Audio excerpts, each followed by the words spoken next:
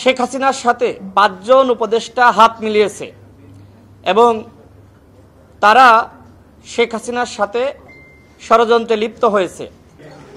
ঐক্যমত কমিশনের পক্ষ থেকে আমাদেরকে ডাকা হয় এবং আমরা যতটুকু তাদের কাছ থেকে শুনেছিলাম যে আজকেই চূড়ান্ত সিদ্ধান্ত আসবে।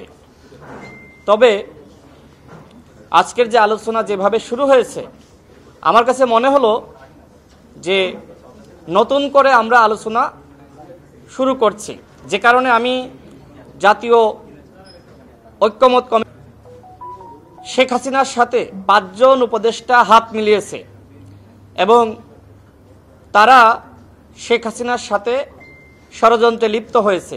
ঠিক একইভাবে আজকের এই আলোচনা দেখে মনে হচ্ছে যে আমরাও শেখ হাসিনার সাথে হাত মিলিয়েছি। যেভাবে আজকে ভিন্নমত দেখলাম, বিশেষ করে যে দলগুলো সর্বশেষ দিন আমাদের যে বৈঠক হয় সেখানে তারা বক্তব্য রেখেছিল যে একই দিনে জাতীয় নির্বাচন এবং জুলাই জাতীয় সনদের পক্ষে গণভোট, তারাও দেখলাম যে আজকে ইউটার্ন করেছে। তারাও এখন বলছে জাতীয় নির্বাচনের আগে গণভোট। আমি সেখানে স্পষ্ট করেছি যে আমাদের রাজনীতিবিদদের এই ধরনের চরিত্র এটা জনগণ পছন্দ করে না। আপনি সকালে একটা বলবেন, আপনি বিকালে একটা বলবেন, আপনি আজকে একটা বলবেন, কালকে একটা বলবেন, এটা তো হইতে পারে না।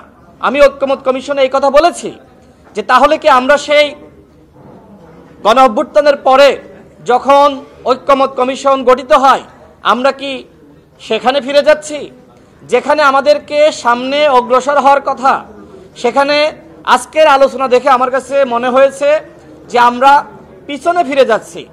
আমি ঐক্যমত কমিশনকে স্পষ্টত জানিয়েছি যে আপনারাও যেমনিভাবে আজকের এই আলোচনা দেখে আপনারা হতাশ হচ্ছেন, ঠিক একইভাবে আমরাও আজকের এই আলোচনা দেখে আমরাও হতাশ হচ্ছি।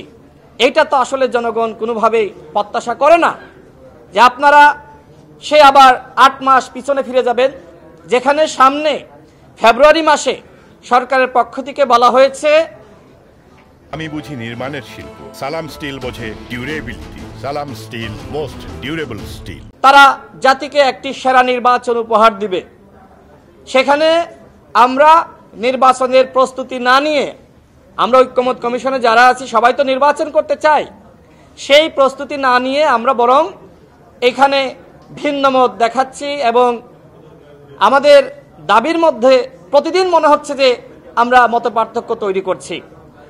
এজন্য আমরা বলেছি যে আরও 1 মাস যদি আপনারা এইভাবে আলোচনা করেন, কোনোভাবে আমরা সিদ্ধান্তে আসতে পারবো না।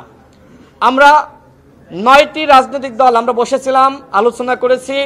আমরা দেখলাম যে পরবর্তীতে আজকের এই ঐক্যমত কমিশনে তাদের মধ্যে ভিন্নমত এর মাধ্যমে জুলাই জাতীয় সনদ, আমাদের যে আকাঙ্ক্ষা, সেই আকাঙ্ক্ষা জনগণ পূরণ করলো ভোট দেওয়ার মাধ্যমে, এবং যেদিন প্রথম অধিবেশন হবে সেই দিন এটার অনুমোদন দিতে হবে। আমরা সেই প্রস্তাব রেখেছি। এখন আসি নোট অফ ডিসেন্ট, যেটি নিয়ে এখানে আলোচনা হয়েছে। কয়েকটি দল বলেছে যে আমরা যেহেতু রাজনৈতিক ঐক্যমতে পৌঁছেছি সুতরাং গণভোটের প্রয়োজন নাই। তো সেক্ষেত্রে ব্যাখ্যা বিশ্লেষণ দিতে গিয়ে আমিও বলেছি যে আমরা যেহেতু এখানে যারা আলোচনা করছি এই দলগুলোই তো নির্বাচনে যাবে, আমরা দলগুলোর প্রতিনিধি, সুতরাং যেহেতু আমরা এই বিষয়গুলোতে রাজনৈতিক ঐক্যমতে পৌঁছেছি তো সেক্ষেত্রে ঐক্যমতে আসা বিষয়গুলো নিয়ে গণভোটে যাওয়ার প্রয়োজন নাই যদি আমরা দলগুলো আন্তরিক থাকি। কিন্তু যেহেতু আমাদের ভিতরে আসলে আস্থা এবং বিশ্বাসের ঘাটতি রয়েছে এবং আগামীতে যারাই ক্ষমতায় আসবে তারা আসলে এই জুলাই জাতীয় সনদ বাস্তবায়ন করবে কিনা এটি নিয়ে অনাস্থা থাকার কারণে এই গণভোটের প্রশ্ন এসেছে। তো সেই জায়গা থেকে আমরা বলেছি ঠিক আছে, এইটার আইনগত ভিত্তি দেওয়ার জন্য অবশ্যই জুলাই জাতীয় সনদের উপরে একটি গণভোট নিতে হবে, এই প্রস্তাব আমরা করেছি। কিন্তু আসলে যদি আমাদের ভিতরে বোঝাপড়া থাকতো, আস্থা বিশ্বাসের জায়গাটা থাকতো, তাহলে রাজনৈতিক ঐক্যমতের ভিত্তিতে যে বিষয়গুলোতে আমরা ঐক্যমত হয়েছি সেই বিষয়গুলো নিয়ে আসলেই গণভোটের প্রয়োজন হতো না। একমাত্র দলগুলোর মধ্যে অবিশ্বাস অনাস্থা থাকার কারণে আমাদেরকে গণভোটে যেতে হচ্ছে। কিন্তু কিছু নোট অফ ডিসেন্ট আছে। তো সেক্ষেত্রে আমরা বলেছি, অনেকে বলছে যে যেগুলোতে আমরা